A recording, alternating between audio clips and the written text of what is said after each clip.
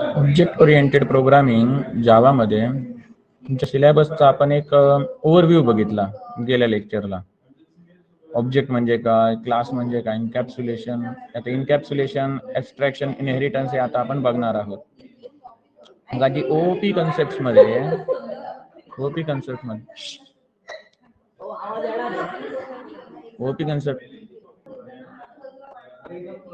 Hello,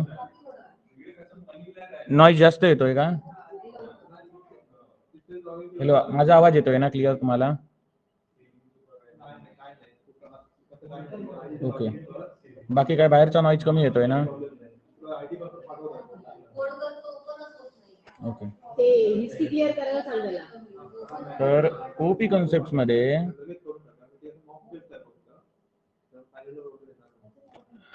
OP म्हणजे काय? Object oriented programming. त्यामध्ये ऑब्जेक्ट आणि क्लास, आपण गेल्या लेक्चरमध्ये काय बघितलं? ऑब्जेक्ट म्हणजे काय? Instance of a class. आणि क्लास म्हणजे काय? क्लासच्या आपण जनरली 3 डेफिनेशन बघितल्या होत्या. पहिली म्हणजे काय? Class is a user defined data type. त्यानंतर दुसरी काय होती? It is a collection of objects. आणि तिसरी काय होती? It is a blueprint of an object. या 3 महत्वाच्या डेफिनेशन्स आहेत. मग आता याची आपण एक्झाम्पल सुद्धा बघितली होती. जसे की स्टुडंट हा जर क्लास असेल तर त्यामध्ये वेगवेगळ्या स्टुडंटची नावं यज्ञेश, रोहित, अंकित, प्रणव, अनंत हे सगळे काय झाली? त्याची ऑब्जेक्ट झाली. बरोबर. बँक हा जर एक क्लास असेल तर SBI, सारस्वत, युनियन ही सगळी काय झाली? त्याची ऑब्जेक्ट झाली. हे आपण हे बघितलं होतं. आता आपण ऍक्च्युअल ओपी कन्सेप्ट पुढचा बघूया. तो म्हणजे काय? इनकॅप्सुलेशन, पॉलिमॉर्फिझम, ॲब्स्ट्रॅक्शन, इनहेरिटन्स हे बघणार आहोत. मग त्यापैकी पहिला आहे तो म्हणजे काय? इनकॅप्सुलेशन. Encapsulation in a Java. It is a process of wrapping code and data together into single unit, for example capsule, which is mixed for several medicines. म्हणजे काय? कॅप्सूल मध्ये जसे आपण ही औषधे असतात ती आपण काय करतो? रॅप करतो, म्हणजे काय? गुंडाळून ठेवतो. त्या पद्धतीने जे काही क्लासमध्ये ॲट्रिब्यूट्स आणि मेथड्स असतात, ॲट्रिब्यूट्सलाच काय म्हटलं गेलेलं आहे? कोड म्हटलं आहे. आणि डेटा म्हणजे काय? मेथड्स म्हटलं गेलं आहे. मेथड्स म्हणजे फंक्शन. ॲट्रिब्यूट्स अँड फंक्शन्स हे एका युनिटमध्ये रॅप करणे, बंद करणे, त्याला काय म्हणतात? इनकॅप्सुलेशन म्हणतात. उदाहरणार्थ गेल्या वेळेला मी तुम्हाला इक्लिप्स IDE जे ॲडव्हान्स व्हर्जन आहे, स्प्रिंग टूल सूट STS IDE हा तुम्हाला डाउनलोड करायला सांगितला होता. त्याच्या काही लिंक सुद्धा तुम्हाला मी क्लासरूम वरती पाठवलेल्या आहेत. जर तुम्ही क्लासरूम मध्ये इथे नोटीस बोर्ड वरती जाल तर इथे बघा स्प्रिंग टूल सूटचा हा IDE आहे. पण त्यापूर्वी तुम्ही काय केला? पहिलं तुम्ही JDK डाउनलोड करा. ही लिंक दिलेली आहे बघा, गुगल ड्राईव्हची लिंक आहे, डायरेक्ट डाउनलोड होणार, काय ऍड वगैरे येणार नाही. त्यानंतर MySQL ची सुद्धा गुगल ड्राईव्हची लिंक तुम्हाला पाठवलेली आहे. हा MySQL तुम्हाला पुढे लागणार. आणि तुम्ही डेटाबेस मॅनेजमेंट सिस्टीम नावाचं तुम्हाला एक सेपरेट सब्जेक्ट आहे, त्यामध्ये सुद्धा हे उपयोगी पडणार. यावरच सगळी प्रॅक्टिस करायची आहे, त्यामध्ये यावरच सर्व प्रॅक्टिकल्स करायचे आहेत. आणि हा स्प्रिंग टूल सूटचा IDE ची लिंक दिली आहे, ही मात्र तिथून तुम्हाला डाउनलोड करावी लागेल. डायरेक्ट डाउनलोड बटन मिळतं विंडोजसाठी डाउनलोडचा. तुमची जी काय ऑपरेटिंग सिस्टीम असेल त्यासाठी डाउनलोड करा. मग पहिलं हे करायचे JDK, आणि हे स्प्रिंग टूल सूट आहे ना ते शेवटी करायचं डाउनलोड. कारण जर हे JDK जर डाउनलोड केलं नसेल तर हा इन्स्टॉल करताना प्रॉब्लेम होणार. डाउनलोड करायचा JDK, इन्स्टॉल करायचा, MySQL डाउनलोड करायचा, इन्स्टॉल करायचा, आणि मग हा IDE स्प्रिंग टूल सूट STS आहे तो डाउनलोड करायचा, इन्स्टॉल करायचा. मग ज्यांचे कॉम्प्युटर 32 बिटचे आहेत, ज्यांची ऑपरेटिंग सिस्टीम, त्यांच्यासाठी ही लिंक दिलेली आहे. ठीक आहे, JDK साठी आणि MySQL साठी. तर 32 बिटचे आहे ते कसे ओळखणार? तर इथे जो माय कॉम्प्युटरचा आयकॉन असतो धिस PC म्हणून, त्याला राईट क्लिक करायचं आणि प्रॉपर्टीज मध्ये जायचं. मग त्यामध्ये तुम्हाला ऑपरेटिंग सिस्टीम म्हणून एक ऑप्शन मिळणार. ओपन होऊ दे. हे बघा, सिस्टीम टाईप, ऑपरेटिंग सिस्टीमचा type 64 bit operating system, x64 based processor, म्हणून मी 64 बिट वाला डाउनलोड करणार. ही लिंक ज्यांच्याकडे 32 बिटचा आहे त्यांनी ही लिंक कॉपी करा आणि ब्राउझर मध्ये टाका. कळलं? मग डायरेक्ट तुम्हाला काय होणार? डाउनलोड मिळणार.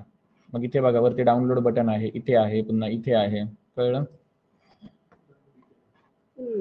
मग इक्लिप्स जेव्हा सुरू होणार त्यावेळी तुम्हाला सांगितलं लेफ्ट साईडला प्रोजेक्ट असतात, राईट साईडला काय असतं? हा एडिटर असतो ज्यामध्ये आपण कोड करतो, खाली कन्सोल असतो, हे सगळं तुम्हाला सांगितलेलं आहे.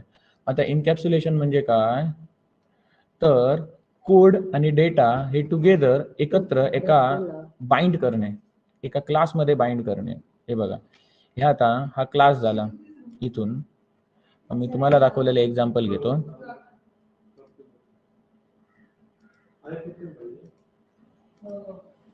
बुक आणि स्टुडंट हे दोन क्लास घेतले होते बरोबर आपण गेल्या लेक्चरला.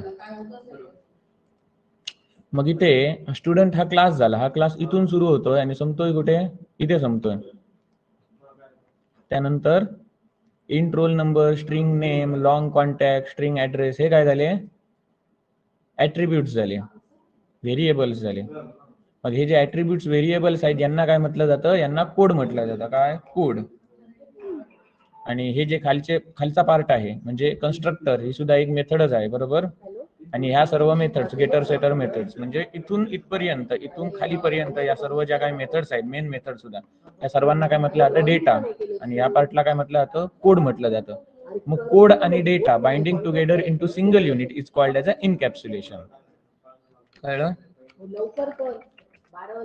इनकॅप्सुलेशन म्हणजे काय,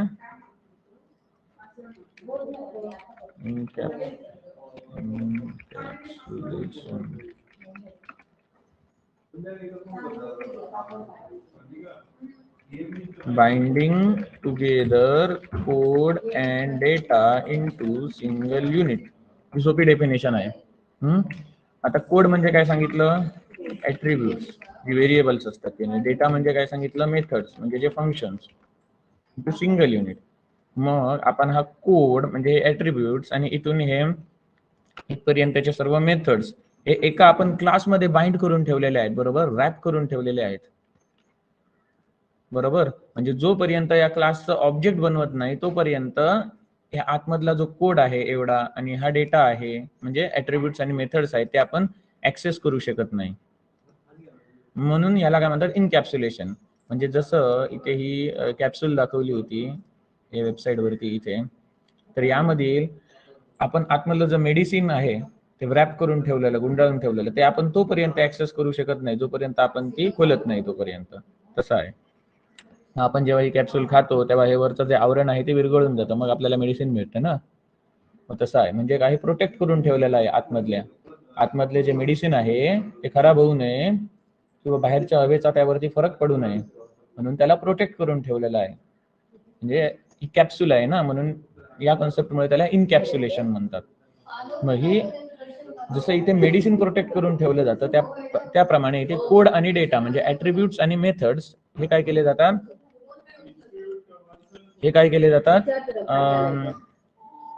प्रोटेक्ट करून ठेवले जातात. आता इथे ऍडव्हान्टेजेस सांगितले इनकॅप्सुलेशनचे, bye providing only setter or getter method. Setter or गेटर methods म्हणजे काय, इथे तुम्हाला मागे दाखवले getter method, setter method automatic create झालेले ना, सोर्स मध्ये आपण गेलेलो आणि गेट करण्यासाठी, सेट करण्यासाठी. Bye providing only setter or getter method you can make the class read only or write only. In other words you can skip the getter or setter methods. म्हणजे तुम्हाला फक्त class read only करायचं असेल म्हणजे त्याच्यातले फक्त आपण एका आयटम्स ऍक्सेस करू शकतो पण त्याच्यामध्ये आपण काही चेंजेस करू शकत नाही. म्हणजे रीड करू शकतो पण त्यामध्ये काय आपण राईट करू शकत नाही. असं करायचं असेल तर आपण फक्त गेटर मेथड्स आहेत त्याच फक्त क्रिएट करणार, सेटर मेथड्स करणार नाही. कसं करणार, तर सोर्स मध्ये जाऊन आपण काय करायचो, इथे गेटर्स अँड सेटर्स करायचो ना. आता इथे ऑलरेडी आहेत हा गेटर्स अँड सेटर्स मेथड. आपण आता पुन्हा करूया, हे मी खोडून टाकतो सगळे आणि जनरेट वरती जाऊन गेटर्स अँड सेटर्स. मग इथे मी यांना क्लिक करायचो बरोबर आणि या सर्वांना जेवढे काही ऍट्रिब्यूट्स होते त्यांना आणि इथे जनरेट वर करायचो. यामुळे काय व्हायचे, गेट आणि सेट दोन्ही प्रकारचे मेथड्स बनायचे इथे. जर मला फक्त गेटर्स मेथडच पाहिजेत, फक्त डेटा आहे तो गेट करण्यासाठी, सेट करायचा मला नाहीये, तर तो सुद्धा ऑप्शन असतो. राईट क्लिक केलं, सोर्स, इथे हा जो काही मेन्यू दिसतो, त्याच पद्धतीने तोच मेन्यू इथे सुद्धा दिसतो. आता जनरेट गेटर्स अँड सेटर्स, इथे दोघांसाठी ऑप्शन आहे, गेटर्स अँड सेटर्स. बघा, गेट ऍड्रेस, सेट ऍड्रेस. जर तुम्ही एक्सपांड करून बघितला तर तुम्हाला फक्त काय करायचं आहे, गेटवालेच पाहिजे, तर हे सेटवाले आहेत ते अनचेक करून टाकायचे. सेटवाले पाहिजे तर सेटवाले आहेत ते चेक करायचे, गेटवाले अनचेक करून टाकायचे आणि जनरेट बटनवर क्लिक करायचं. मग हे सगळे गेटवाले झाले. म्हणजे काय, आपण डेटा यामध्ये सेट करू शकत नाही, फक्त गेट करू शकतो. कळलं? पुन्हा आता मी होतं तसं केलं. त्या म्हणजेच जर आपण डेटा सेट करू शकत नाही, फक्त गेट करू शकतो, म्हणजे तो काय क्लास काय बनला, रीड ओनली बनला. आणि जर राईट ओनली करायचं असेल तर काय करणार, फक्त सेटर मेथड ठेवणार, गेटर मेथड त्यामधून काढून टाकणार. म्हणजे आपण काय केलं, त्या क्लासला रीड ओनली किंवा राईट ओनली बनवलं. कसं ते समजलं? रीड ओनली करताना काय करणार, गेटर मेथड ठेवणार, सेटर मेथड काढून टाकणार. राईट ओनली करताना सेटर मेथड ठेवणार, गेटर मेथड सर्व काढून टाकणार. एवढं समजलं का? हा, त्याच्यासाठी मी विचारतो, जेडीकेला पाथ पण द्यायचा, मग स्प्रिंग इन्स्टॉल करायचे. जेडीकेला पाथ कधी द्यावा लागतो, जेव्हा तुम्ही नोटपॅड वरती प्रोग्राम रन करता ना, असा काही आयडीई तुम्ही वापरत नाही, इक्लिप्स सारखा, नेटबीन्स सारखा किंवा हा स्प्रिंग टूल सूट आहे जो इक्लिप्स वरतीच बिल्ड केलेला आहे. मग हे ते ऑटोमॅटिक डिटेक्ट करतात जेडीके कुठे इन्स्टॉल केलेली आहे ती. कळलं? म्हणजे ती रेग्युलर पाथला असते. सी प्रोग्राम फाइल्स, त्याच्यामध्ये जावा नावाचा फोल्डर असतो, त्याच्यामध्ये जेडीके जेआरई नावाचे फोल्डर बनतात, तर तो ऑटोमॅटिक डिटेक्ट करतो. त्यामुळे एन्व्हायरमेंट व्हेरिएबल मध्ये जाऊन जेडीकेचा पाथ सेट करायची गरज नाही. कळलं? ते कधी सेट करायचं असतो, जेव्हा आपण कन्सोल वरती प्रोग्राम करत असतो, नोटपॅड मध्ये प्रोग्राम करत असतो, आयडीई वरती नाही, नोटपॅड वरती. त्यावेळेला आपल्याला ते स्पेसिफाय करावं लागतं. जावा सी वगैरे कमांड मारतो ना, जर आपण आयडीई वापरत असू तर ते एन्व्हायरमेंट व्हेरिएबल्स वगैरे काय दाखवायची गरज नाही. हा, एन्व्हायरमेंट व्हेरिएबल मध्ये तेव्हा जाऊन माझा चालू झाला स्प्रिंग सर. ओके, मग मी जो दाखवलेला तर एन्व्हायरमेंट व्हेरिएबल मध्ये काय सेट न करता झाला. बऱ्याच ऑपरेटिंग सिस्टीम मध्ये तसा लोड करतो. पण जर जेव्हा आपल्याला कधी कधी कसं, कधी कधी जावा ज्यांना बेसिक शिकवलं जातं तेव्हा नोटपॅड वरून शिकवलं जातं. नोटपॅड मध्ये जेव्हा प्रोग्राम आपण कुठेतरी तो सेव्ह करतो कुठल्या तरी डिरेक्टरीमध्ये, त्या डिरेक्टरीमध्ये सेव्ह केल्यानंतर आपण कमांड लाईन ओपन करतो आणि कमांड लाईन मध्ये जावा सी कंपाईल करण्यासाठी कमांड मारतो, बरोबर? त्यावेळेला काय होतं, तो पाथ वगैरे नसला तर एरर येतो. मग तसे जर आपण प्रोग्राम रन करत असू तर तिथे एरर यायची शक्यता असते. त्यासाठी एन्व्हायरमेंट व्हेरिएबल आपण सेट करतो.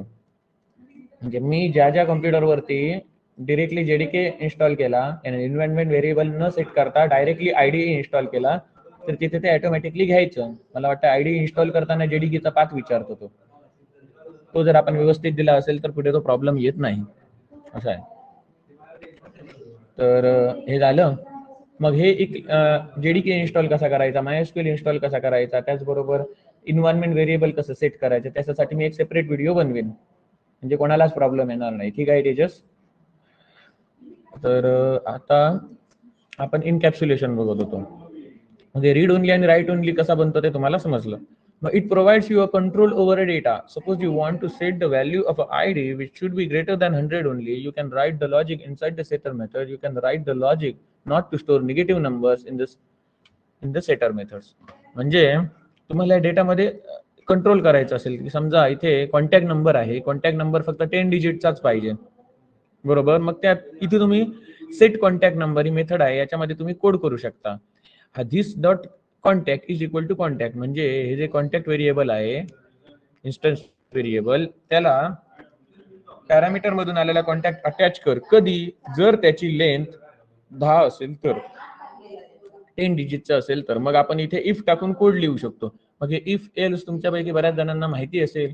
आता त्यापैकी आणखी काही जणांना माहिती नसेल, जे पहिल्यापासून शिकतायत जावा, ज्यांनी कधीच वापरलं नाही त्यांच्यासाठी. म्हणून मी इफ एल्स आहे ते एवढ्यात दाखवणार नाही. मग आपण सिलेबस मध्ये पुढे बघणार ते control statement, if else, if else, else if वगैरे. त्याच्यानंतर वेगवेगळे लूप बघणार, for loop, while loop, do while loop, ते आपण सिक्वेन्शियली बघूया. आता फक्त लक्षात काय ठेवा की इथे जर कॉन्टॅक्ट मी डिरेक्टली सेव्ह करतो, त्याच्याऐवजी मला आधी जर इथे चेक करायचं असेल की कॉन्टॅक्ट 10 डिजिटचा आहे का, जर आहे तरच तो सेव्ह कर, नाहीतर सेव्ह करू नको. युजरला काहीतरी एरर दाखव. ते आपण एक्सेप्शन हँडलिंग वगैरे वापरून करू शकतो, जे आपण पुढे शिकणार आहोत. मग म्हणजे सांगायचा मुद्दा काय, तुमचा ह्या डेटावरती कंट्रोल असतो, बरोबर? कंट्रोल असतो. म्हणजे कॉन्टॅक्ट नंबर काहीही आला आणि आपण डेटाबेस मध्ये सेव्ह केला असं चालेल का? नाही. तर तुम्ही कंट्रोल करणार की आधी चेक करणार, कॉन्टॅक्ट नंबर व्हेरीफाय करणार 10 डिजिटचा आहे का, सुरुवात 1 2 3 ने झाली की 99 88 ने झाली ते चेक करणार, आणि कॉन्टॅक्ट नंबर व्हॅलिड आहे की नाही ते चेक करणार. जसं आपण ईमेल ऍड्रेस वगैरे व्हॅलिड आहे की नाही ते चेक करतो त्या पद्धतीने. It is a way to achieve data hiding in Java because other class will not be able to access the data through the private data members. आता इथे मी तुम्हाला हे सांगितले होते ऍक्सेस स्पेसिफायर्स किंवा ऍक्सेस मॉडिफायर्स. त्यामुळे काय होतं, जर आपण दुसरा एखादा क्लास बनवला तर त्या क्लासद्वारे जर आपल्याला हा क्लास ऍक्सेस करायचा असेल तर काय करतो, यांना पब्लिक बनवतो. बाय डिफॉल्ट हा सुद्धा एक ऍक्सेस स्पेसिफायर आहे. पब्लिक बनवला तर कोणीही ऍक्सेस करू शकतो. मग जर प्रायव्हेट बनवला तर दुसरा कोणी क्लास ऍक्सेस करू शकत नाही. इथे आपण एक एक्झाम्पल करून बघूया.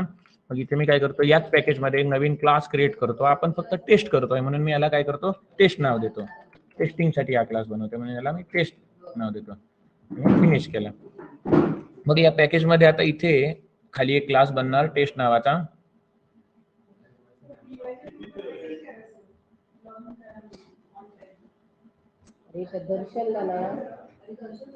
आता हा टेस्ट नावाचा इथे हा क्लास बनलेला आहे. मग यामध्ये आपण काय करणार, पब्लिक स्टॅटिक व्हाईड मेन ही मेथड बनवणार, म्हणजे मेन मेथड. ती पब्लिक म्हणजे काय, स्टॅटिक म्हणजे काय, व्हाईड म्हणजे काय, मेन म्हणजे काय, हे तुम्हाला सगळं सांगितलेलं आहे. Public static void main. आता इक्लिप्स काय करतो की आपल्याला जर समजा कंटाळा आला असेल, आळस आला असेल मेन मेथड लिहायला पब्लिक स्टॅटिक व्हाईड मेन, तर रेडीमेड आपल्याला देतो. तुम्ही फक्त मेन टाईप करायचं, कंट्रोल स्पेस मारायचं. मग इथे बघा मेन मेथड म्हणून आलं. याला डबल क्लिक केलं किंवा एंटर मारलं की तो आपल्याला रेडीमेड बनवून देणार ती मेथड. मग मी आता काय करणार, हा जो स्टुडंट क्लास आहे या स्टुडंट क्लासचा मी आता ऑब्जेक्ट बनवणार. स्टुडंट क्लासचा मी ऑब्जेक्ट बनवणार. कसा बनवणार, स्टुडंट काहीतरी object is equal to new student. हा ऑब्जेक्ट बनवला. इथे जसं आपण हे student Anant is equal to new student वगैरे बनवलेलं ना, त्या पद्धतीने. मग इथे कन्स्ट्रक्टर वापरलेला आहे. मग कन्स्ट्रक्टर वापरण्यापूर्वी आपण पूर्वी कसं लोड करायचो त्या पद्धतीने मी लोड करणार. हा जो कोड आहे पब्लिक स्टॅटिक व्हाईड मेन, हा आता मला नको आहे. म्हणून हा डिलीट करण्याऐवजी, डिलीट केला तर पुन्हा मला टाईप करावा लागेल किंवा अंडू करावा लागेल. त्याच्याऐवजी मी काय करतो, इथे कमेंट करतो.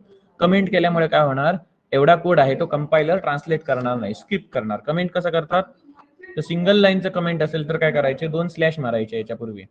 2 स्लॅश. बघा ह्याचा कलर बदलला ना, ग्रे झाला कलर. म्हणजे काय, ही लाईन वाचली जाणार नाही.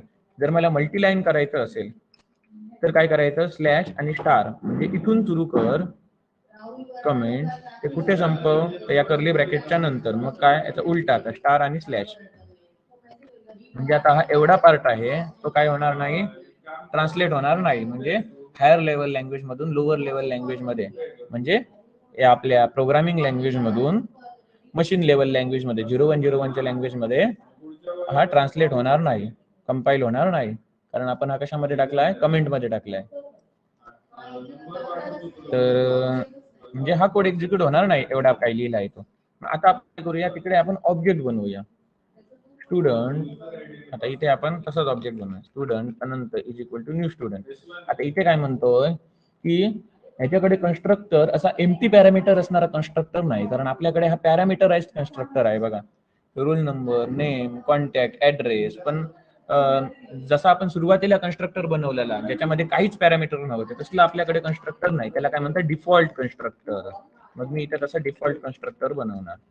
कन्स्ट्रक्टर म्हणजे काय सांगितलं तुम्हाला, constructor is nothing but a function or method which has the same name as that of class name, which have no any return type, not even a void, and it is called or revoked when class is instantiated.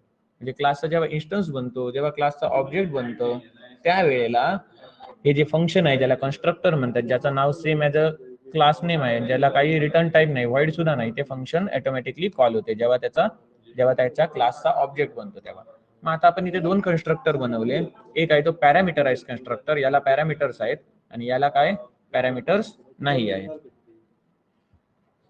मग इथे आता मी इथे बघा, इथला error गेला, कारण आपण आता काय बनवला, डिफॉल्ट कन्स्ट्रक्टर बनवलाय ज्याच्यामध्ये काहीच हे नाही, पॅरामीटर नाही. आणि स्टुडंट आहे किंवा काही सुद्धा स्टुडंट आहे ना, नवीन आपण काय बनवलं, आता ऑब्जेक्ट बनवलं स्टुडंटचं. आता याला आपण नाव सेट करणार, अनंत डॉट सेट मेथड वापरून. रोल नंबर 1 अनंत dot set contact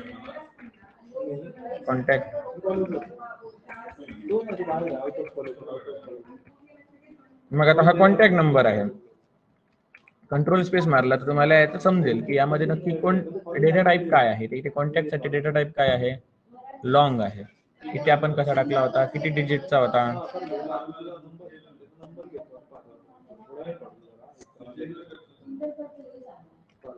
contact number टाकला.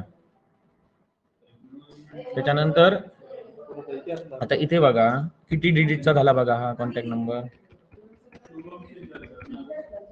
बघा लॉंग व्हॅल्यू आहे ती काय करते, आउट ऑफ रेंज जातं. हा म्हणजे 10 डिजिटचा कॉन्टॅक्ट नंबर ह्या लॉंग नावाच्या न्यूमरिकल डेटा टाईपच्या सुद्धा रेंजच्या बाहेर जातं, स्टोअर करू शकत नाही. म्हणून आपण आता कॉन्टॅक्ट नंबर साठी काय वापरूया, कॉन्टॅक्ट नंबर साठी आपण स्ट्रिंग वापरूया. बरोबर. मग तिथे स्ट्रिंग वापरली म्हणजे इथून आपण जो पॅरामीटर पाठवणार तो सुद्धा काय असणार, स्ट्रिंग असणार. बरोबर. त्यानंतर तो स्ट्रिंग झाला म्हणजे इथे आता गेट कॉन्टॅक्ट करणार ते मग रिटर्न करणार ते सुद्धा काय असणार, स्ट्रिंग असणार. त्यानंतर सेट कॉन्टॅक्ट करणार त्यावेळी आपण जो पॅरामीटर पाठवणार तो सुद्धा काय असणार, स्ट्रिंगच असणार. झालं. मग आपण याच्यामध्ये चेंजेस केले, सेव्ह केलं. आता यामध्ये जर मी इथे स्ट्रिंग पास करणार आणि यापूर्वी जे आपण कॉन्टॅक्ट नंबर इथे सेव्ह करून ठेवत होतो त्यावेळेला मी मोजलं नाही ते 10 डिजिट आहेत काय, कदाचित हे 8 डिजिट असले असणार, त्यामुळे त्याने ते ऍक्सेप्ट केले. 10 डिजिट वाला नंबर तो ऍक्सेप्ट करत नाही, म्हणून इथे आपण स्ट्रिंग घेतली. स्ट्रिंग ऍक्सेप्ट करू शकते. मग इथे आता स्ट्रिंग पाठवतोय म्हणजे डबल कोट मध्ये आपण पाठवणार. जर सिंगल लेटर असणारा डेटा टाईप कॅरेक्टर आहे त्याच्यासाठी आपण काय करतो, सिंगल कोट वापरतो. आणि स्ट्रिंग साठी आपण डबल कोट वापरतो. स्ट्रिंग म्हणजे काय, कॅर म्हणजे काय, हे सगळं मी तुम्हाला पहिल्या लेक्चर मध्ये दाखवलं होतं. तर आता सेट कॉन्टॅक्ट, मग इथे मी आता कॉन्टॅक्ट नंबर देणार. हा किती डिजिटचा झाला बघा, 1 2 3 4 5 6 7 8 9 10. ठीक आहे. हा 10 डिजिटचा कॉन्टॅक्ट नंबर झाला. त्याच्यानंतर अनंत डॉट सेट ऍड्रेस, आता ऍड्रेस देणार. अरे नेम द्यायचं राहिलं ना, आता नेम देणार. डबल कोट मध्ये, स्ट्रिंग आहे म्हणून डबल कोट मध्ये. आणि त्यानंतर Anant dot set address at post Oros समजा, मला नक्की काय ते माहिती नाही. आता हे यांचा जो सिक्वेन्स आहे, रोल नंबर पहिलाच द्यायला पाहिजे का, नेम आहे ते तिसराच द्यायला पाहिजे का, असं काही नाही. नेम आहे ते तुम्ही 2 नंबरला दिलं तरी चालेल इथे. मग हा काय होणार, हे इथे ऑब्जेक्ट बनणार आणि या त्याला व्हॅल्यूज काय होणार, सेट होणार. मग आता आपल्याला काय करायचं आहे, या व्हॅल्यू सेट झाल्यानंतर आपण काय केलेल्या आहे, ते प्रिंट केलेल्या होत्या. बरोबर. म्हणून तसं आपण इथे आता काय करणार, प्रिंट करणार. अनंत हे ऑब्जेक्ट आहे ते आता प्रिंट करणार. मी आता काय करणार, रन करताना कोणता क्लास रन करणार, हा टेस्ट हा क्लास रन करणार. टेस्ट हा क्लास काय करणार, इथे कंपायलर म्हणजे ट्रान्सलेटर आहे तो इथे येणार. Public static void method, public static void main method कुठे आहे ती बघणार. मेन मेथड इथे आहे. मेन मेथड मध्ये येणार आणि अनंत नावाचा या ऑब्जेक्ट बनवणार आणि अनंताला roll number, name, contact, address या स्पेसिफाय केलेल्या व्हॅल्यूज सेट करणार. आणि अनंत या हे जे ऑब्जेक्ट आहे ते ज्या क्लासचे आहे त्या क्लासची टू स्ट्रिंग मेथड कॉल करणार. टू स्ट्रिंग मेथड म्हणजे कुठली, ही टू स्ट्रिंग मेथड काय आहे ते तुम्हाला गेल्या लेक्चर मध्ये एक्सप्लेन केलेलं आहे. जे नव्हते त्यांनी व्हिडिओ बघलेच असतील, जर काय अडलं तर तुम्ही विचारू शकता. मग मी आता काय करणार, हा जो टेस्ट क्लास आहे हा रन करणार. रन करण्यापूर्वी सेव्ह करतो. IDE असतात, इक्लिप्स असेल, नेटबीन्स असेल, STS असेल, हे काय करतात की आपण जेव्हा प्रोग्राम रन करतो त्यावेळेला ते सेव्ह करायचं प्रॉम्प्ट करतात ऑटोमॅटिक. मग इथे मी काय करतो आता, रन ॲज काय करतो, Java application. Run on server कधी करतात, जेव्हा तुम्ही वेबसाईट बनवता तेव्हा. आता सध्या आपण हे कन्सोल वरती बघतोय चेक करून आउटपुट म्हणून. जावा ऍप्लिकेशन, कोर जावाचे सगळे जे प्रोजेक्ट आहेत, कोर जावाचे सगळे प्रॅक्टिकल्स आहेत ते आपण या जावा ऍप्लिकेशन हा ऑप्शन वरती आपण रन करणार. आणि त्यानंतर आपण स्प्रिंग बूट वगैरे बघणार. त्यावेळेला आपण इथे सर्व्हर वरती रन करणार. वेबसाईट डेव्हलपमेंट शिकणार तेव्हा आपण ते सर्व्हर वरती रन करणार. मग इथे बघा ऑब्जेक्ट बनलं, रोल नंबर 1, नेम अनंत पडवळ, कॉन्टॅक्ट नंबर. समजलं का. मग आता मी काय करतो, हे आहेत हे जे व्हेरिएबल्स आहेत ज्यांना आपण ऍट्रिब्यूट्स म्हणतो, तर त्यांना मी आता प्रायव्हेट बनवतो. प्रायव्हेट हा कीवर्ड लावतो इथे.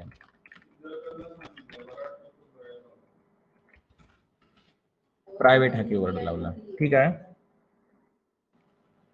मग आता या ज्या काही मेथड्स आहेत, हा कन्स्ट्रक्टर आहे स्टुडंट, हा सुद्धा काय करतो, प्रायव्हेट करतो आणि सेव्ह करतो.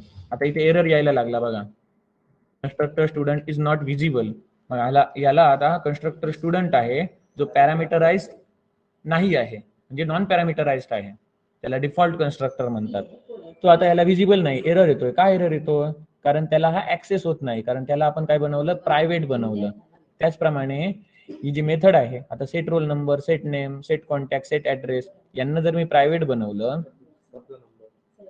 सेट रोल नंबर आहे, याला आता समजा पब्लिक आहे, तिला मी आता काय बनवलं, प्रायव्हेट बनवलं.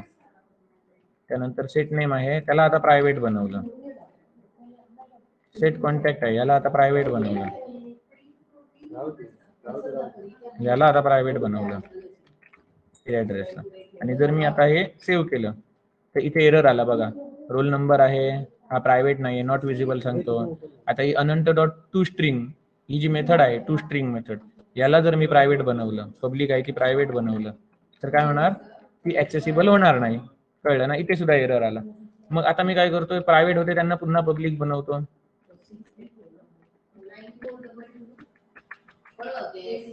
आता पब्लिक यांना पुन्हा बनवलं तर आता इथले सगळे एरर गेले, ऍक्सेस करू शकतो. कळलं?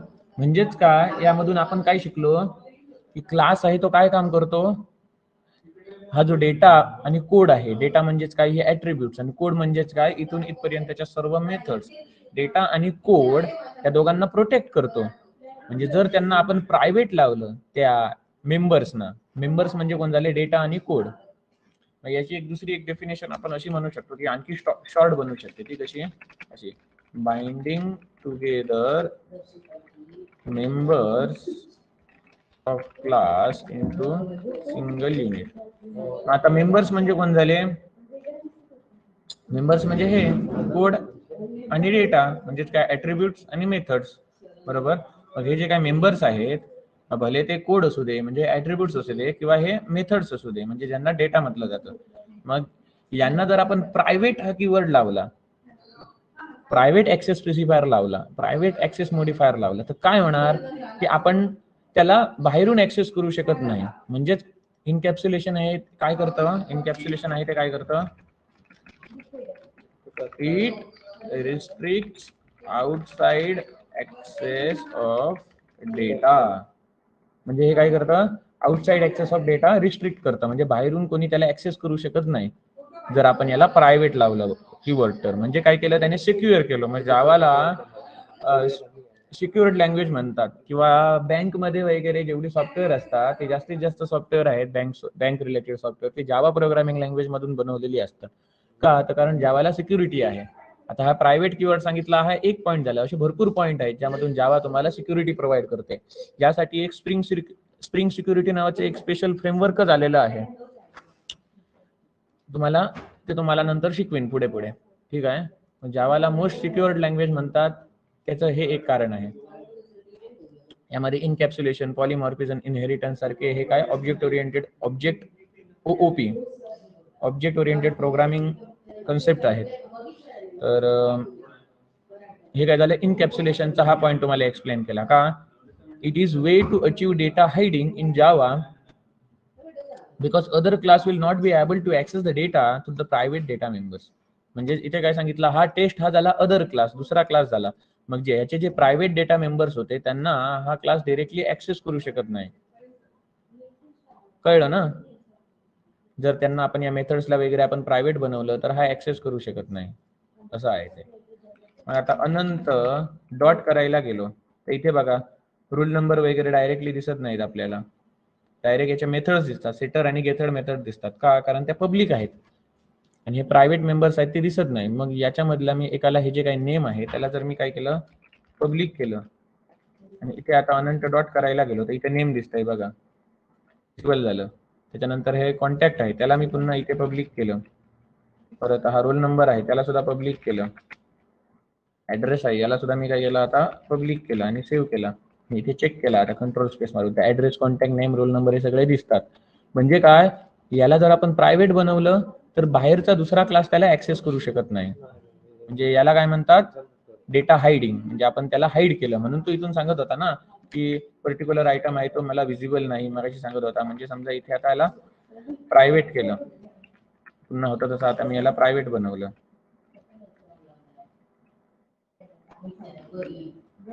आणि इथे जर मी इथे लिहिलं रोल नंबर, मग इथे काय सांगणार हा विजिबल नाही.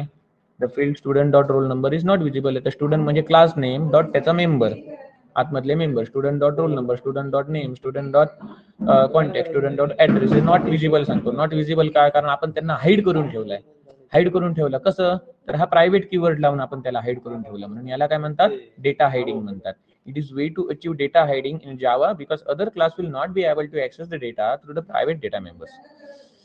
The encapsulate class is easy to test, so it is better for unit testing.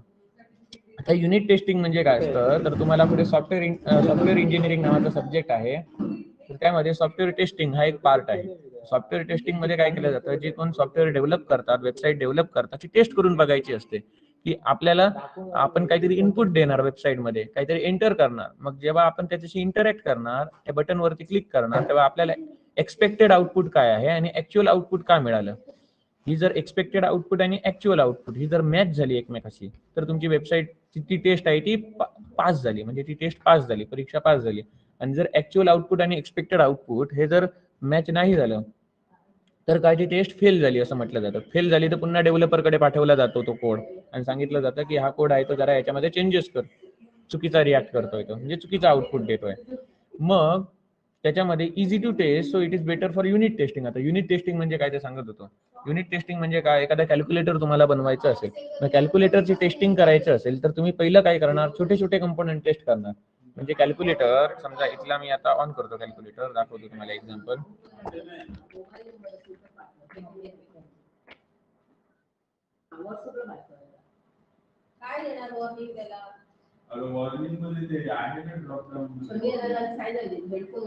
आता कॅल्क्युलेटर आहे, मग आता मी 5 या बटनवर क्लिक केल्यावर इथे 5च येतो का, 4 बटनवरती क्लिक केल्यावरती 4च येतो का, प्लस बटनवर क्लिक केल्यावरती इथे प्लसच येतं का, की दुसरं काही येतं. त्यानंतर मी इथे 6 या बटनवरती क्लिक केल्यावर 6 येतात का, आणि इक्वल टू बटनवरती क्लिक केल्यावर याची बेरीजच होते का, मध्ये चिन्ह आहे त्यानुसार. मग हे सेपरेट फंक्शनचे सेपरेट फंक्शनॅलिटीचं सेपरेटली टेस्टिंग करणं, याला काय म्हणतात युनिट टेस्टिंग. युनिट म्हणजे छोटा एखादा पार्ट, म्हणजे छोट्या पार्टचं आपण टेस्टिंग करतो, त्याला काय म्हणतात युनिट टेस्टिंग म्हणतो. आता इक्वल टू बटनवरती क्लिक केलं तर 54 अधिक 6 60 हे आन्सर आलं. मग आपण छोट्या गोष्टींचं टेस्टिंग करतो, याला काय म्हणतात युनिट टेस्टिंग म्हणतात, बरोबर. त्याच्यानंतर पुढची स्टेप येते ती म्हणजे इंटिग्रेशन टेस्टिंग. म्हणजे आता आपण ऍडिशनची टेस्टिंग करून बघितली, त्यानंतर मायनसची टेस्टिंग करून बघणार, मल्टिप्लिकेशनची टेस्टिंग करून बघणार, डिव्हिजनची टेस्टिंग करून बघणार, मॉडची टेस्टिंग करून बघणार, स्क्वेअर रूटची टेस्टिंग करून बघणार फंक्शनॅलिटी. मग या सगळ्या फंक्शनॅलिटी एकत्र करून त्यांचे टेस्टिंग करणं, त्याला काय म्हणतात इंटिग्रेशन टेस्टिंग. मग ते झाल्यानंतर अख्ख्या तुमचे जे ऍप्लिकेशन आहे, सॉफ्टवेअर हे आहे, अख्खे कॅल्क्युलेटर आहे, त्याचं टेस्टिंग आहे, त्याला काय म्हणतात ऍप्लिकेशन टेस्टिंग. आणि मग ऍक्च्युअल जे युजर्स आहेत त्यांच्याकडे टेस्टिंग करायला देणं, ऍक्च्युअल युजरकडे, त्याला काय म्हणतात अल्फा टेस्टिंग, बीटा टेस्टिंग. म्हणजे अल्फा टेस्टिंग म्हणजे काय, आपल्या कंपनीमधले युजर आहेत ते टेस्ट करतात सॉफ्टवेअर. आणि बीटा टेस्टिंग म्हणजे काय, ऍक्च्युअल जो युजर असतो वापरणारा त्याच्याकडे टेस्ट करण्यासाठी सॉफ्टवेअर दिलं जातं, आणि तो त्याच्यात काही चुका असेल तर ते सांगतो, आणि ते बग्स असतील, चुका असतील, ते काय केले जातात, सॉर्ट आउट केले जातात नंतर. म्हणून तुम्हाला एखादा नवीन सॉफ्टवेअरचं व्हर्जन यायचं असेल तर ते आधी बीटा व्हर्जन येतं. बीटा व्हर्जन म्हणजे काय, मग त्यामध्ये काही चुका असू शकतात, म्हणजे ते स्टँडर्ड व्हर्जन नाही, युजर ते डाउनलोड करू शकतात, काही चुका असतील तर ते सांगू शकतात डेव्हलपर्सला, आणि डेव्हलपर्स आहे म्हणजे कंपनीला सांगणार, आणि कंपनी डेव्हलपरला सांगणार, डेव्हलपर्स ते बग्स असतील, चुका असतील तर ते सॉर्ट आउट करणार. मग युनिट टेस्टिंग म्हणजे काय, छोट्या कंपोनंटचं टेस्टिंग, ज्याला कंपोनंट टेस्टिंग सुद्धा म्हणतात. The encapsulation class, encapsulated class is easy to test, so it is better for unit testing. आता युनिट हा कॉन्सेप्ट तुम्हाला समजला असेल. त्यानंतर the standard IDEs are providing the facility to generate the getters and setters, so it is easy and fast to create an encapsulated class in a Java. The standard IDEs म्हणजे काय आले, NetBeans आला, Eclipse आला, त्यानंतर इंटेलिजे आला, त्यानंतर आपला हा STS आला, स्प्रिंग टूल सूट. मग हे ब्राउझर काय करतात, आपल्याला गेटर आणि सेटर मेथड क्रिएट करण्यासाठी आपल्याला फॅसिलिटीज प्रोव्हाइड करतात इथून. त्याच्यामुळे या मेथड्स आपण लिहित बसलो नाही, ऑटोमॅटिक जनरेट झाल्या ना. त्याच्यामुळे काय होतं, so it is easy and fast to create and encapsulate the class. त्याच्यामुळे एनकॅप्सुलेशनची क्रिया आपण इझी फास्ट करू शकतो. प्रत्येक गोष्ट आपल्याला कोड करावी लागत नाही. आता हे इनकॅप्सुलेशनचं एक एक्झाम्पल दाखवलेलं आहे. हे एक्झाम्पल तुम्ही बघू नका, मी तुम्हाला आता एक्झाम्पल दाखवलेलं आहे, ते लक्षात ठेवा, नाही तर कन्फ्युज होऊ शकता. मग हे काय झालं, एक्झाम्पल झाले इनकॅप्सुलेशनचं. इनकॅप्सुलेशनचं एक्झाम्पल सर्वांना समजलं का?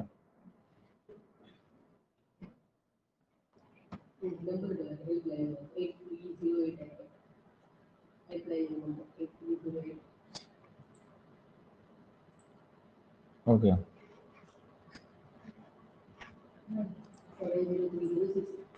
मग हा जो तुम्हाला कोड दाखवलेला आहे, तो कोड तुम्ही स्वतःकडे एक्झिक्यूट करा आणि तो तुम्हाला याच्यामध्ये प्रॅक्टिकल मध्ये लावायचा आहे. ठीक आहे, म्हणजे तुम्ही जर्नल मध्ये कसं लावायचं ते आपण नंतर बघणार आहोत. पण तुम्ही काय करू शकता, ही आता जी व्हिडिओ रेकॉर्ड होतोय तर तो कोड आहे तो तुम्ही टाईप करू शकता. बघून टाईप करू नका, आधी समजून घ्या, बघायच्या शिवाय टाईप करा. जर नाही काहीतरी कुठे गोंधळ झाला, एरर आली, तरच तुम्ही व्हिडिओमध्ये बघून तुम्ही पुढचं करा. पण आधी संपूर्ण एकदा समजून घ्या कन्सेप्ट, मग बघल्या बिना टाईप करायचा प्रयत्न करा. जर काहीतरी एरर आला तरच बघा तुम्ही, म्हणजे तुमचं लॉजिक पक्क होईल. आता बेसिक आहे, बेसिक आहे, इथेच जर तुम्ही कॉपी करायला लागला तर पुढे तुमचा गोंधळ होणार. कळलं? इथपासूनच जर तुम्ही व्यवस्थित प्रॅक्टिस केली तर इंटरव्ह्यू वगैरे सगळं तुम्ही आरामात देऊ शकता. हे जे कन्सेप्ट सांगितले तुम्हाला कन्स्ट्रक्टरच्या डेफिनेशन वगैरे सोप्या करून सांगतोय. इंटरव्ह्यू मध्ये या जशाच्या तसा जरी सांगितला तरी तुम्हाला कोण नाही म्हणू शकत नाही. कळलं ना? कारण मोठी मोठी डेफिनेशन असते ती तुम्हाला मी शॉर्ट करून सांगतोय, पण अर्थ तोच राहतोय. हे इनकॅप्सुलेशन झालं.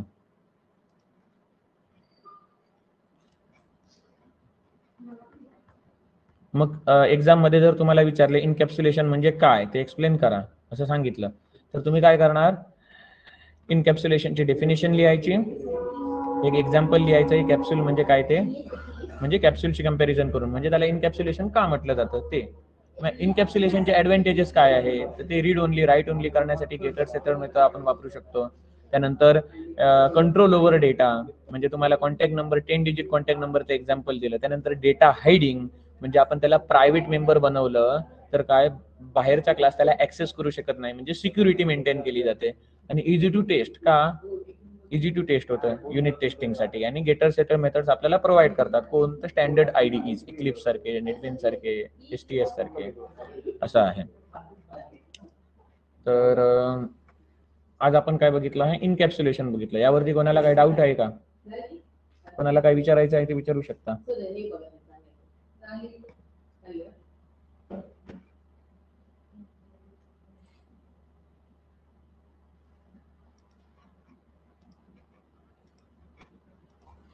त्यानंतर इनकॅप्सुलेशन, त्याच्यानंतर पुढचा पार्ट येतो तो म्हणजे ऍब्स्ट्रॅक्शन.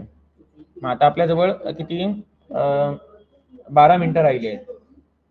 मग या 12 मिनिटांमध्ये आपण काय करणार, याचा ओव्हरव्ह्यू बघूया ऍब्स्ट्रॅक्शनचा, मग कोडिंग सहित आपण एक्झाम्पल नेक्स्ट लेक्चरला बघूया. तर आता ऍब्स्ट्रॅक्शन म्हणजे काय, तर ऍब्स्ट्रॅक्शन म्हणजेच काय, डेटा हायडिंग. फॉर एक्झाम्पल, तुम्ही आता बाईक चालवता सगळेजण, बरोबर.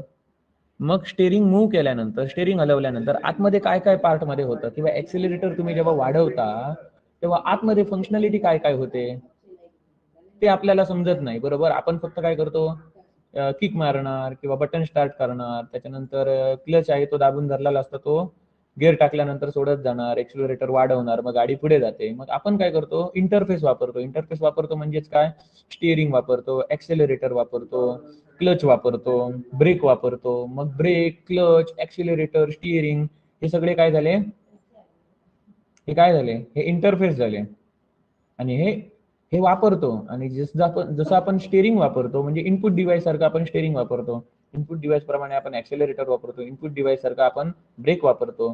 पण ते ब्रेक दाबल्यानंतर पुढे काय होतं, गाडी थांबायला लागते, गाडीचा स्पीड स्लो होतो, ब्रेक जसं जसं जास्त आपण प्रेशर देऊ त्या पद्धतीने. म्हणजे आतमध्ये काहीतरी घडतं ना, लायनर वगैरे असतात ते चाकाला पकडून धरतात.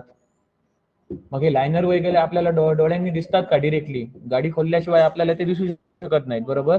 म्हणजे ते हाईड करून ठेवलेले असतात, म्हणजे इंटरनल डिटेल्स हाईड करणे, याला काय म्हणतात, ऍब्स्ट्रॅक्शन म्हणतात. ऍब्स्ट्रॅक्शन म्हणजे काय, इंटरनल डिटेल्स आहेत ते हाईड करणे.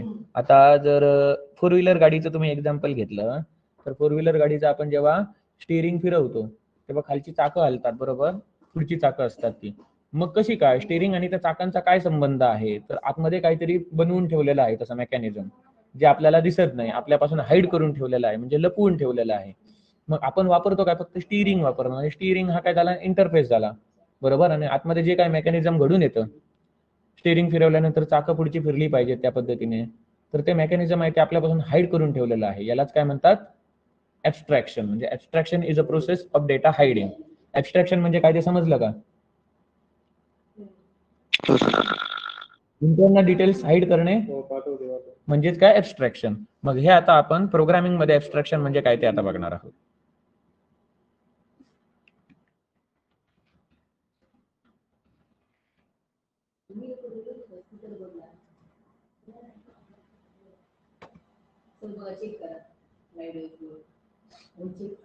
Abstraction is a process of hiding implementation details and showing only functionality to users. मग इथे तुम्ही काय सांग, एक शब्द टाकू शकता, इंटरनल इम्प्लिमेंटेशन. म्हणजे जी डेफिनेशन आहे ती व्यवस्थित होणार, कळलं ना. Abstraction is a process of hiding the internal implementation details and showing only functionality to user. म्हणजेच काय, फोर व्हीलर गाडीचं एक्झाम्पल झालं तर इंटरनल मेकॅनिझम काय घडतं, स्टेअरिंग फिरवल्यानंतर ते आपल्यापासून काय केलं, हाईड केलं गेलं, इंटरनल इम्प्लिमेंटेशन. आणि आपल्याला फक्त काय, ओनली फंक्शनॅलिटी प्रोव्हाइड केली गेली, स्टीअरिंग फिरवायची फंक्शनॅलिटी प्रोव्हाइड केली गेली, किंवा गिअर टाकायची फंक्शनॅलिटी प्रोव्हाइड केली गेली. मग गिअर टाकल्यानंतर गाडीच्या आतमध्ये नक्की काय घडतं ते आपल्यापासून हाईड केलं गेलं, म्हणजे काय केलं गेलं, ऍब्स्ट्रॅक्ट केलं गेलं. ऍब्स्ट्रॅक्शनचा अर्थ झाला, abstraction is a process of hiding the internal implementation details and showing only functionality to users. Another way, it shows only essential things to the user and hides the internal details. बघा, internal details इथे शब्द आला. Another way, it shows only essential things. Essential म्हणजे जे गरजेचे आहे ते फक्त करते ते. म्हणजे फोर व्हीलर गाडी असेल तर ते आपल्याला स्टीअरिंग देणार, आपल्याला चाकं आहेत ती पुढची हाताने फिरवायला सांगणार नाही, त्याच्यासाठी स्टीअरिंगची व्यवस्था केलेली आहे. ब्रेक आहे, गाडी थांबवायची आहे, तर आपण काय पाय घालून तिथे चाक थांबवायला जाणार नाही, टू व्हीलरचं ऍक्सिडेंट होऊ शकतं, म्हणजे ते आपल्याला ब्रेक प्रोव्हाइड करणार. It shows only essential things, जे महत्वाचे आहेत तेच आपल्याला प्रोव्हाइड केलं जातं. पाय लावून आपण गाडी थांबवायला जातो का, नाही, मग त्याच्यासाठी ब्रेक दिलेला आहे, म्हणजे इसेन्शियल थिंग दिलेली आहे. ब्रेक दाबल्यानंतर आतमध्ये नक्की काय घडतं, लायनर वगैरे कसे काम करतात ते दाखवलेलं नाही, ते हाईड करून ठेवलेलं गेलेलं आहे. म्हणजे हे काय झालं, abstraction. It shows only essential things to user and hides the internal details. For example, sending SMS where you type the text and send the message, you don't know the internal processing about the message delivery. तुम्ही SMS पाठवला किंवा WhatsApp वरती message पाठवला तर तुम्ही फक्त काय करणार, इंटरफेस तुम्हाला प्रोव्हाइड केलेला आहे, त्यावरती तुम्ही टाईप करणार आणि सेंड बटन वरती क्लिक करणार. मग सेंड बटन वरती क्लिक केल्यानंतर पुढे काय होतं, तो तुमचा डेटा आहे, टेक्स्च्युअल फॉर्म मधला डेटा हा कसा सिग्नल मध्ये कन्वर्ट होतो. तो सिग्नल कशावरती जातो, तुमच्या वायफाय मधून टॉवर वरती जातो, टॉवर वरती जातो आणि ज्याला मेसेज पाठवला त्याच्या डिव्हाइस कडे जाऊन पोहोचतो, सर्व्हर वरती जातो, आणि तो डेटा ऍक्सेस कशाद्वारे होतो, ज्याला तुम्ही तो मेसेज पाठवला होता तिथे तो सिग्नल येतो आणि पुन्हा डिजिटल फॉर्म मध्ये कन्वर्ट होऊन टेक्स्च्युअल फॉर्म मध्ये त्याला दिसतो. टेक्स्च्युअल फॉर्म मध्ये असेल, ग्राफिकल फॉर्म मध्ये असेल, म्हणजे काय, तुम्हाला फक्त काय माहितीये, मेसेज टाईप करायचा आणि सेंड बटन वरती क्लिक करायचं, हा तुम्हाला इंटरफेस प्रोव्हाइड केला. पण त्यानंतर पुढे काय क्रिया घडते, सर्व्हर वरती तो मेसेज कसा जातो सिग्नलच्या स्वरूपात वगैरे, ते तुम्हाला काय दाखवलं गेलं नाही, म्हणजे ते काय झालं, ऍब्स्ट्रॅक्शन झालं. जी क्रिया तुमच्यापासून हाईड केली गेली ते काय झालं, ऍब्स्ट्रॅक्शन. You don't know the internal processing about the message delivery. Abstraction lets you focus on the object. Abstraction lets you focus on what the object does instead of how it does. म्हणजे object काय करतं त्याच्यावरती आपण focus करतो ऍब्स्ट्रॅक्शन द्वारे. कसं करतं ते आपण बघत नाही, कळलं ना. गाडी आहे ती काय करते, गाडी पुढे जाते, पाठी येते, एक्सेलेटर दाबल्यानंतर गाडी पुढे जाते, पण कशी जाते, एक्सेलेटर दाबल्यानंतर आतमध्ये नक्की काय घडतं ते आपण बघत नाही. ब्रेक दाबल्यानंतर गाडी थांबते, माहिती आहे, स्पीड कमी होतो, पण ब्रेक दाबल्यानंतर नक्की आतमध्ये असं काय घडतं ज्याच्यामुळे गाडीचा स्पीड स्लो होतो, ते लायनर वगैरे कसे काम करतात ते आपल्यापासून हाईड केलं जातं. म्हणजे ऍब्स्ट्रॅक्शन म्हणजे काय, आपण ऍब्स्ट्रॅक्शन म्हणजे फक्त त्याच गोष्टीवरती फोकस करतो, काय होतंय त्या गोष्टीवरती फोकस करतो, पण कसं होतंय त्या गोष्टीवरती आपण फोकस करत नाही. हा ऍब्स्ट्रॅक्शनचा कॉन्सेप्ट झाला. There are two ways to achieve abstraction in a Java. एक आहे ते म्हणजे ऍब्स्ट्रॅक्ट क्लास आणि दुसरा आहे तो इंटरफेस. ऍब्स्ट्रॅक्ट क्लास मधून आपण 0 ते 100% पर्यंत ऍब्स्ट्रॅक्शन मिळवू शकतो आणि इंटरफेस मधून आपण 100% ऍब्स्ट्रॅक्शन मिळवू शकतो. मग ऍब्स्ट्रॅक्ट क्लास आणि इंटरफेस या दोघांमधला जो डिफरन्स आहे तो इंटरव्ह्यू मध्ये वारंवार विचारला जाणारा क्वेश्चन आहे. आपण ऍब्स्ट्रॅक्ट क्लास जेव्हा शिकणार आणि इंटरफेस जेव्हा शिकणार तेव्हा आपण बघणार, तो तुमच्या सिलेबसला पुढे आहे, इथे असणार तुम्हाला इंटरफेस, ऍब्स्ट्रॅक्ट क्लास वगैरे पुढे. त्यावेळेला आपण बघणार. तर हा कोड होता तसा करतो, म्हणजे तुम्ही तो जर्नलला लावू शकता. ठीक आहे. मग जर्नलला लावताना तुम्ही काय करणार, ही पब्लिक मेथडने हा क्लास बनवणार आणि हा इथे ऍक्सेस होतोय हे दाखवणार, आणि मग याला तुम्ही काय करणार, यांना प्रायव्हेट देणार आणि इथे हा ऍक्सेस होत नाही, एरर येतोय, तर तुम्ही दाखवणार. म्हणजेच काय, हे काय झालं, इनकॅप्सुलेशन झालं. मग इथे एरर यायचा, त्यावेळेला जर तुम्ही रन केला तर इथे खाली एरर येतो. म्हणजे हे आपल्याला काय दाखवतं की हा क्लास आहे तो व्यवस्थित सिक्युअर झालेला आहे, इनकॅप्सुलेट झालेला आहे, हेच आपल्याला दाखवून द्यायचं आहे त्या प्रॅक्टिकल मध्ये इनकॅप्सुलेशनच्या. तर हे झालं. मग आता ऍब्स्ट्रॅक्शन यामध्ये आता आपण बघितलंय की दोन पार्ट पडतात. एक म्हणजे काय, ऍब्स्ट्रॅक्ट क्लास, आणि दुसरा काय, इंटरफेस. भले ते पुढे असू देत, पण मला वाटतं आता जर तुम्हाला ऍब्स्ट्रॅक्ट क्लास आणि इंटरफेस म्हणजे काय ते शिकवलं तर चांगलं होईल. मग आता आपल्याकडे आता फक्त किती 10 मिनिटं राहिलेली आहेत, तरी बघूया थिअरी म्हणजे ऍटलीस्ट कन्सेप्ट आपला आहे तो कव्हर करूया, प्रॅक्टिकल आहे ते नेक्स्ट टाइम करून बघूया. Abstract class in a Java. A class which is declared as an abstract is known as an abstract class. म्हणजे काय, जसं आपण मेथड किंवा व्हेरिएबलच्या पूर्वी जर आपण प्रायव्हेट कीवर्ड लावला तर तो प्रायव्हेट होतो मेंबर, बरोबर. तसा क्लासच्या पूर्वी जर आपण इथे ऍब्स्ट्रॅक्ट कीवर्ड लावला तर तो काय होतो, ऍब्स्ट्रॅक्ट क्लास होतो.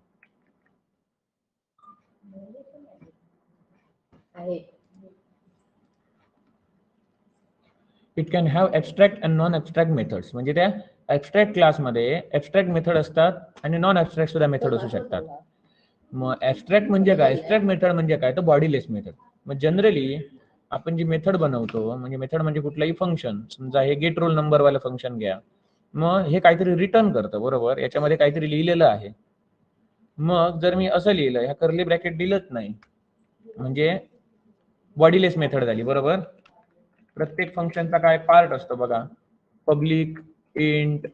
पब्लिक काय झाला, ऍक्सेस स्पेसिफायर झाला, इंट काय झाला, त्याचा रिटर्न टाइप झाला, म्हणजे मेथड आहे ती इंटिजर टाइपचं काहीतरी रिटर्न करणार, बरोबर. गेट रोल नंबर हे मेथडचं नाव झालं. त्याच्यानंतर एक या राऊंड ब्रॅकेट मध्ये आपण जे काही पॅरामीटर्स देतो, बरोबर, हा पॅरामीटरचा डेटा टाइप झाला, हा इंट, हा पॅरामीटरचं नाव झालं. त्यानंतर हे कर्ली ब्रॅकेट, मग कर्ली ब्रॅकेटच्या आतमध्ये जे काही आपण देतो, मग कर्ली ब्रॅकेट एवढा पार्ट आहे त्याला काय म्हणतात, फंक्शन बॉडी म्हणतात, जो कर्ली ब्रॅकेटने इन्क्लोज केलेला असतो. मग फंक्शनला मी बॉडीज दिली नाही, एवढा पार्ट आहे तो काढून टाकला, आणि ते जर मी सेमीकोलन दिला तर याला काय म्हणणार आपण, ऍब्स्ट्रॅक्ट मेथड. ऍब्स्ट्रॅक्ट मेथड. मग इथे मी काय लिहिणार, ऍब्स्ट्रॅक्ट शब्द लिहिणार. कळलं. ऍब्स्ट्रॅक्ट मेथड म्हणजे काय, बॉडीलेस मेथड. ऍब्स्ट्रॅक्ट मेथड म्हणजे काय, बॉडीलेस मेथड. म्हणजे ऍब्स्ट्रॅक्ट क्लासमध्ये बॉडीलेस मेथड असू शकतात व बॉडी असणाऱ्या सुद्धा मेथड असू शकतात. म्हणजे ऍब्स्ट्रॅक्ट मेथड असू शकतात आणि नॉन ऍब्स्ट्रॅक्ट सुद्धा मेथड असू शकतात. It needs to be extended and its method implemented. It cannot be instantiated.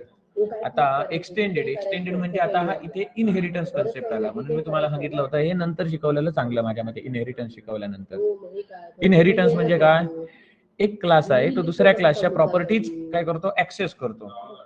मग मला वाटतं ऍब्स्ट्रॅक्ट क्लास आहे आणि इंटरफेस आहे, कॉन्सेप्ट बघूया, आणि ह्याचा एक एक्झाम्पल आहे जो कोड आहे तो आपण कधी चेक करूया, जेव्हा तुमच्या सिलेबस मधला हा इनहेरिटन्स हा पॉईंट जेव्हा कम्प्लीट होणार.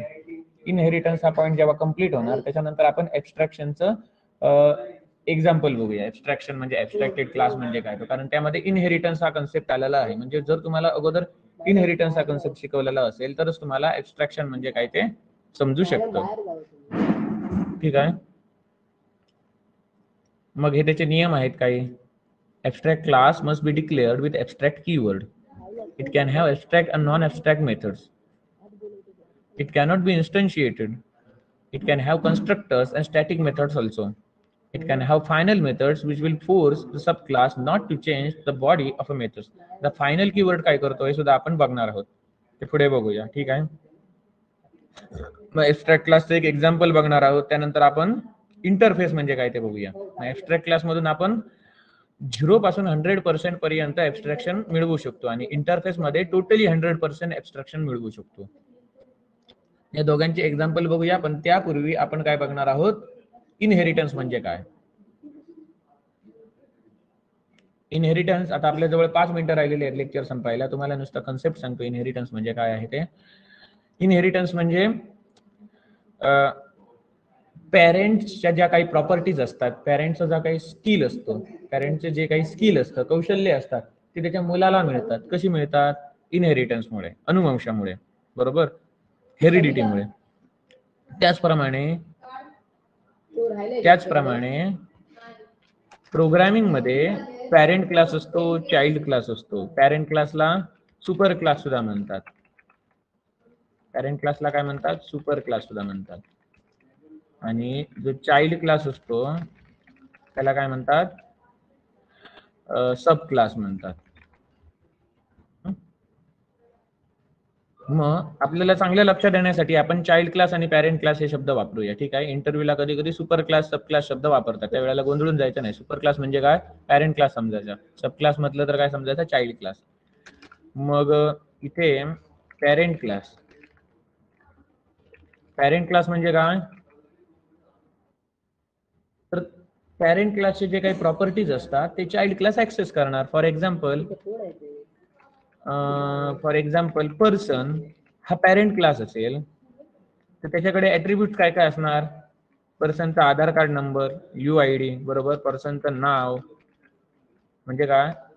नेम झालं, त्याच्यानंतर त्याचा ऍड्रेस, कॉन्टॅक्ट नंबर, हे त्याचे काय झाले? प्रॉपर्टीज झाली, त्याच्या ऍट्रिब्यूट झाले. म्हणजे पर्सन ही एंटिटी असेल तर ही सगळी त्याची काय झाली? ऍट्रिब्यूट झाली. त्याच्यानंतर दुसरा एक मी क्लास बनवला, स्टुडंट. आता स्टुडंट कडे UID सुद्धा असणार, त्याचा आधार कार्ड नंबर असणार, त्याच्यानंतर त्याच्याकडे नेम सुद्धा असणार, त्याचा ऍड्रेस सुद्धा असणार, कॉन्टॅक्ट नंबर सुद्धा असणार त्याचा. जर आपण एम्प्लॉई कन्सिडर केला, कंपनीत काम करणारा एम्प्लॉई, तर त्या एम्प्लॉईकडे सुद्धा UID असणार, आधार कार्ड नंबर असणार, नेम असणार, ऍड्रेस असणार, कॉन्टॅक्ट नंबर असणार. पण स्टुडंट आणि एम्प्लॉई आहे त्यांच्याकडे काही एक्स्ट्रा प्रॉपर्टीज असणार. फॉर एक्झाम्पल स्टुडंटकडे रोल नंबर असू शकतो, रोल नंबर असणार, बरोबर, एक्झाम सीट नंबर असणार. आता हा एम्प्लॉई आहे, एम्प्लॉईकडे काय काय असणार? एम्प्लॉईकडे काय असणार? त्याचा एम्प्लॉई नंबर, स्वतःचा एम्प्लॉई ID असणार, बरोबर. मग आणि काय असू शकतं त्याच्याकडे? एम्प्लॉईची सॅलरी, बरोबर. हे एक्स्ट्रा पॉईंट आले, एक्स्ट्रा ऍट्रिब्यूट्स आले. पण एवढी ऍट्रिब्यूट्स आहेत ती कॉमन आहेत सगळ्यांमध्ये. UID, name, address, contact. म्हणजे काय आपण म्हणू शकतो? पर्सन याच्या ज्या काही कॅरेक्टर्स आहेत, हे 4 कॅरेक्टर्स आहेत, हे स्टुडंट आणि एम्प्लॉई या दोघांनी काय केलेले आहेत? दोघांमध्ये कॉमन आहेत. म्हणजे आपण काय म्हणू शकतो? हे जी कॉमन आहेत ते आपण डायग्राम मध्ये कसं दाखवू शकतो? पेंट ओपन करून दाखवतो तुम्हाला.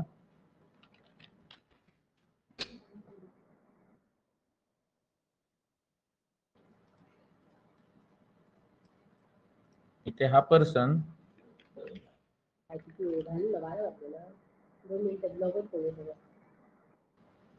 पर्सन, आता पर्सन कडे काय काय सांगितलं?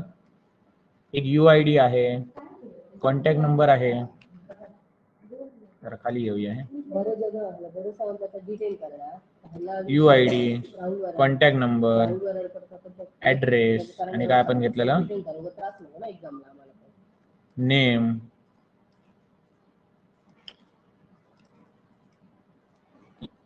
पर्सन ही काय झाली? एंटिटी. आणि या ही जी ओव्हल्स आहेत त्यामध्ये मी काय रिप्रेझेंट केलेलं आहे? ते ऍट्रिब्यूट्स रिप्रेझेंट केलेली आहेत. पर्सनचा UID म्हणजे आधार कार्ड नंबर त्याचा, नंतर त्या पर्सनचं नेम, त्यानंतर इथे कॉन्टॅक्ट नंबर, कॉन्टॅक्ट नंबर नंतर इथे काय येणार? त्याचा ऍड्रेस. ही कॉमन फील्ड आहे पर्सनची. त्याच्यानंतर आता खाली आपण काय करतो? त्याच्यानंतर दुसरा येणार तो म्हणजे काय? स्टुडंट.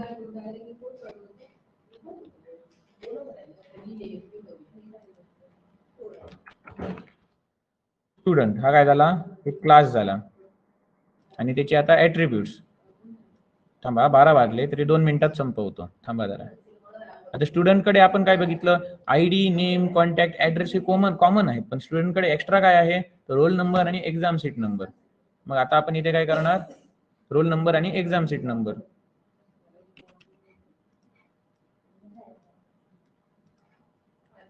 रोल नंबर साठी एक ऍट्रिब्यूट घेतला आणि एक्झाम सीट नंबर साठी एक ऍट्रिब्यूट घेतला.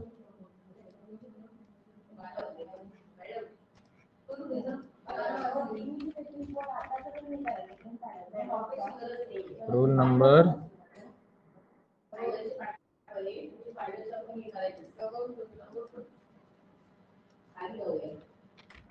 Exam seat number. ठीक आहे, आता जागा पुरली नाही, समजून घ्या. छोटा फॉन्ट करतो याचा.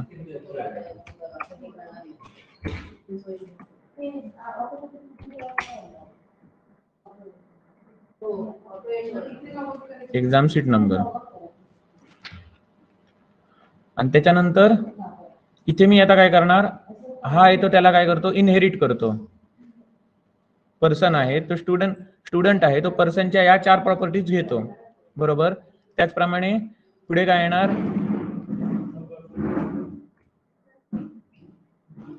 त्याचप्रमाणे आणि काय येणार, इथे एम्प्लॉई नावाचा एक क्लास येणार आणि त्याची 2 ऍट्रिब्यूट्स येणार. एक म्हणजे एम्प्लॉईचा आयडी आणि दुसरा म्हणजे काय, सॅलरी.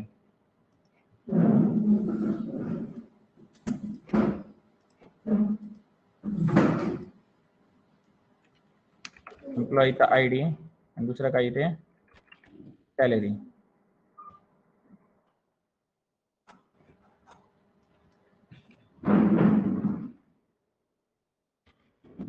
एम्प्लॉई.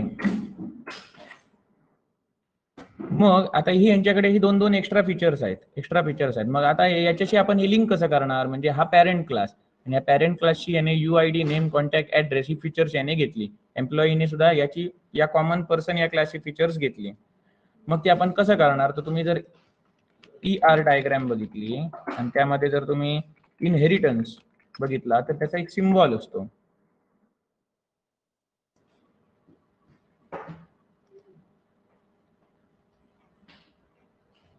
हा बघा, इनहेरिटन्सचा सिम्बॉल.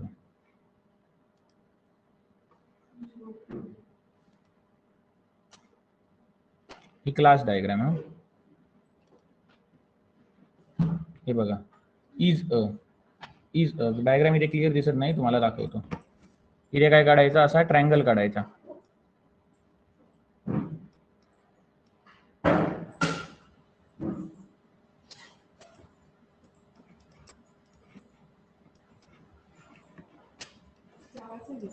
हो, नाही बघितलं नाही.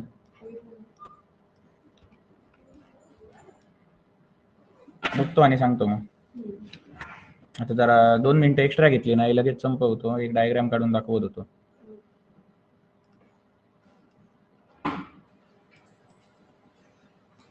मग याच्यामध्ये काय टेक्स्ट लिहिलं जाणार, इज आणि हे सरळ जोडून टाकायचं. मग झाली ER डायग्राम.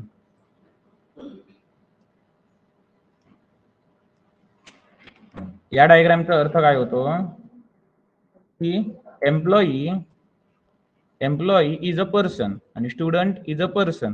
मग स्टुडंटकडे roll number, exam seat number, एम्प्लॉईकडे EID आणि सॅलरी आणि पर्सनकडे UID, Aadhaar card number, name, contact address. मग स्टुडंट आहे तो सुद्धा एक पर्सनच आहे ना, एम्प्लॉई आहे तो सुद्धा एक पर्सनच आहे ना. म्हणजे स्टुडंटकडे UID, नेम, कॉन्टॅक्ट ऍड्रेस हे इनहेरिट होणार. म्हणजे हा पॅरेंट क्लास झाला, पर्सन हा पॅरेंट क्लास झाला, सुपर क्लास झाला आणि स्टुडंट आणि एम्प्लॉई हे त्याचे चाइल्ड क्लास झाले, सब क्लास झाले. म्हणजे चाइल्ड आहे ते पॅरेंट कडून या प्रॉपर्टीज इनहेरिट करणार, म्हणजे अनुवंशाने यांना ह्या प्रॉपर्टीज मिळणार. म्हणून स्पेशली इथे पुन्हा UID, नेम, कॉन्टॅक्ट ऍड्रेस द्यायची गरज नाही. इथे UID, नेम, कॉन्टॅक्ट ऍड्रेस इथे द्यायची गरज नाही. का, कारण या प्रॉपर्टीज त्यांनी इनहेरिट केलेल्या आहेत पॅरेंट कडून, पर्सन कडून. त्याच्यामुळे यांच्यामध्ये एक्स्ट्रा प्रॉपर्टीज काय आहेत तेच फक्त इथे देणार. समजलं का? हा काय झाला इनहेरिटन्स. ठीक आहे, पुढचा कन्सेप्ट आहे तो आपण त्याचा एक्झाम्पल वगैरे आपण पुढे जाऊन बघूया, पुढच्या लेक्चरमध्ये बघूया. आता तुम्ही नेक्स्ट लेक्चरला जाऊ शकता, मीटिंग लिव्ह करू शकता.